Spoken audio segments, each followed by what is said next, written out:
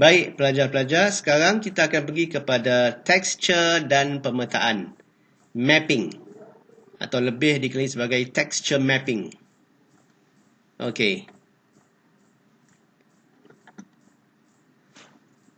Sesuatu objek yang dibentuk tidaklah nampak realistik jikalau tidak diletakkan texture yang bersesuaian dengan rupa bentuk yang dihasilkan. Ni seperti kulit lah. Okey, kalau objek 3D tiada kulit, nampak tak realistik, tak cantik. Tapi kalau ada kulit atau dikenali sebagai texture, dia akan nampak lebih realistik. Misalnya jikalau model yang dibentuk adalah sebuah meja yang dibuat daripada kayu, maka tekstur yang diletakkan padanya haruslah merupakan tekstur yang mewakili rupa kayu. Begitu juga dengan objek-objek yang lain.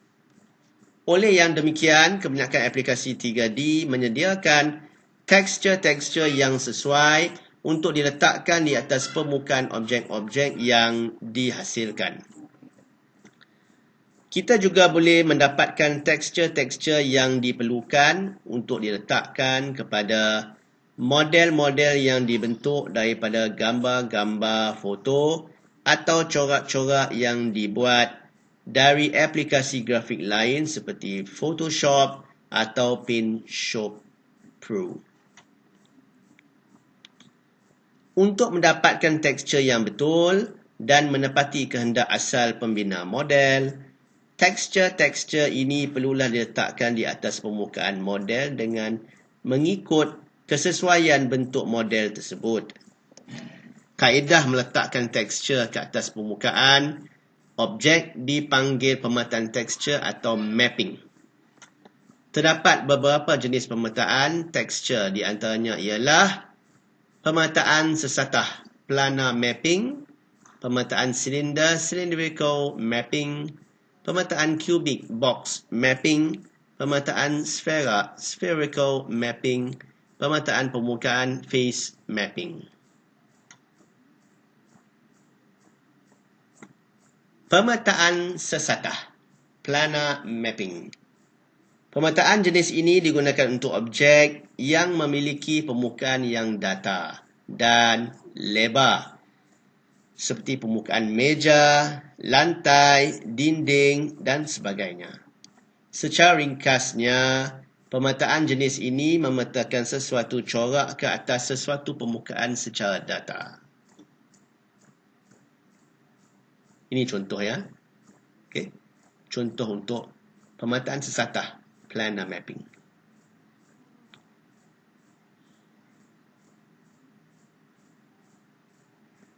Pemetaan silinder cylindrical mapping. Pemetaan jenis ini digunakan untuk memeta bentuk objek yang bersifat silinder seperti botol, tiang dan sebagainya. Pemetaan silinder hanya akan membaluti di sekeliling permukaan sesebuah model dan membiarkan permukaan bahagian atas dan bawah kepada warna asal. Okey, ini contoh pemetaan silinder. Okey. Atas dengan bawah warna asal. Hanya sekeliling silinder sahaja yang ada mapping. Ini adalah pemetaan cubic box mapping. Pemetaan yang digunakan ke atas permukaan objek yang berbentuk kubus atau cuboid. Keenam-enam permukaan kubus atau cuboid yang datar akan dibaluti dengan tekstur secara automatik. Okay. Ini pula pemetaan sfera, spherical mapping. Digunakan untuk memeta kepada permukaan bulat atau berbentuk sfera seperti globe, bola dan sebagainya. Tekstur yang digunakan untuk memeta kepada objek ini akan membaluti keseluruhan bahagian objek. Okey, ini contoh bagi pemetaan sfera, spherical mapping.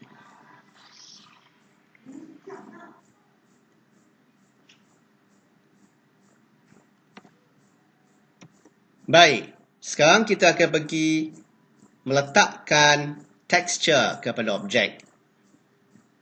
Ini ialah teknik-teknik untuk membuat texture mapping. Okey. Jadi teknik ini perlu dihafal ya, sebab teknik ini memang selalu digunakan dalam Frisian 3D Studio Max dan dalam periksa atau ujian pun memang selalu keluar dan memang selalu ditanya. Okey. Para pelajar memang sepatutnya tahu teknik-teknik ini dalam otak anda. Okey, perlu hafal. Okey. So, kita pergi kepada meletakkan texture kepada objek, texture mapping ya. Okey. Nombor 1 kita mula. Buka fail mareh.max, mareh.max. Okey. Ini fail yang awal tadi yang cikgu cerita buat buat objek 3D planet. Okey. So ini maksud dia di sini ialah menunjukkan dia minta kita sudah sediakan satu objek 3D. Okey. Di sini objek 3D kita ialah sebuah planet lah. Okey. Aktifkan objek planet yang telah dihasilkan. Pilih menu rendering material editor. Satu kotak dialog terpapar seperti rajah di sebelah. Okey. Ini ya. Ini material editor. Ini penting ya. Okey. Para pelajar kena tahu perkara ini. Okey. Klik pada butang kosong di sebelah petak diffuse. Sebuah kotak dialog Material Maps Browser akan terpapar. Mana petak diffuse? Di sini. Kotak kosong di sini. Okey. Ini petak diffuse, kotak kosong di sini. Okey. Dari senarai fail yang dipaparkan, dui klik file bitmap. So, bila sudah klik sebuah kotak di sebelah petak diffuse, okay, sebuah butang kosong di sebelah petak diffuse, maksud dia di sini tadi, di sini, klik sini, dia akan keluar ini. Okey, cikgu ulang balik. Klik butang kosong di sebelah petak diffuse. Ini petak diffuse, ada butang kosong di sini. Klik sini dan dia keluar ini. Material Map Browser. Dari senarai fail yang dipaparkan, dui klik file bitmap. Mana file bitmap? Ini file bitmap. Okey. Dui klik dua kali di sini. Okey, dui klik di sini, klik dua kali file bitmap. Selepas itu, satu kotak dialog select bitmap image file terpapar. Pilih file bitmap sunset.jpg. Ini maksud dia anda boleh pilih sebarang gambar yang anda mahu. Ini contoh yang diberi, okey. Anda boleh pilih sebarang gambar yang anda mahu. Anda boleh cari, okey, dalam komputer anda. Yang terdapat dalam folder fail sumber yang dibekalkan. Klik butang open. Maksudnya anda boleh cari fail gambar yang anda mahu di sini. Carilah folder mana anda simpan. Dan pilih satu gambar yang bersesuaian yang anda nak buat texture mapping ke atas objek 3D anda. Okey.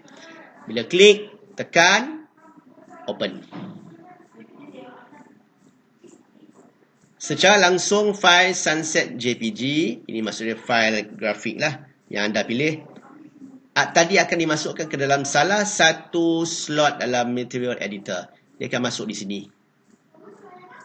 Dalam salah satu slot dalam material editor. Okey. Kemudian klik butang assign material to selection. Mana butang assign? Pastikan sudah klik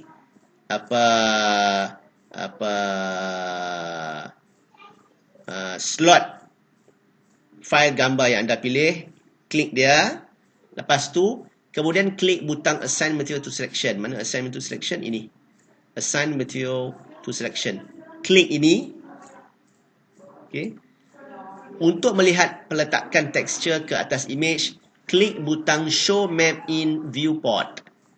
Kesan peletakan tekstur ini boleh dilihat pada perspektif viewport. So, klik Show Map in Viewport untuk lihat dalam viewport. Okay, show map in viewport, klik. So dalam anda boleh lihat letakkan texture dalam perspektif viewport. Tutup kotak dialog material editor. Okay. Tekan pangkah lah. Selepas itu, simpan file dengan memilih file save. Senang saja untuk buat texture mapping. Tolong hafal ya para pelajar. Cukup senang dan selalu keluar periksa untuk bahagian texture mapping ni. Okey.